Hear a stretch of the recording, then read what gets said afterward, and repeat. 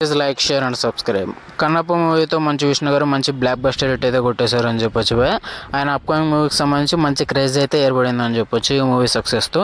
ఆయన upcoming movie Prabhudeva గారి డైరెక్షన్లో ఉండబోతుంది అనే వార్తలు అయితే చాలా గట్టిగా అనిపిస్తున్నాయి. ఇదైతే ఒక కమర్షియల్ ఎంటర్టైనర్గా అయితే మన ముందుకు రాబోతుంది. చూడాలి ఈ మూవీతో సక్సెస్ రేట్ ఏ విధంగా కంటిన్యూ చేస్తాడని నేనైతే ఈగర్లీ వెయిట్ చేస్తున్నా.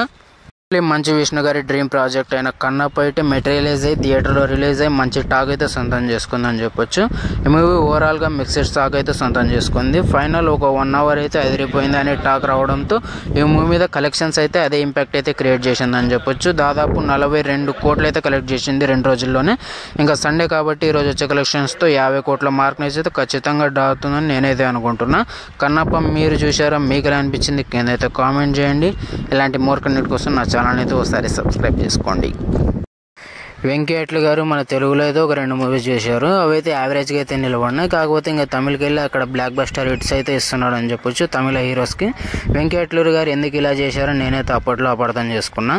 కాకపోతే ఆయన రీసెంట్ ఇంటర్వ్యూలో అయితే చెప్పడం జరిగింది, నేను రాసుకున్న 5 కథలు ఫస్ట్ నాగ చైతన్య గారికి చెప్పడం జరిగింది.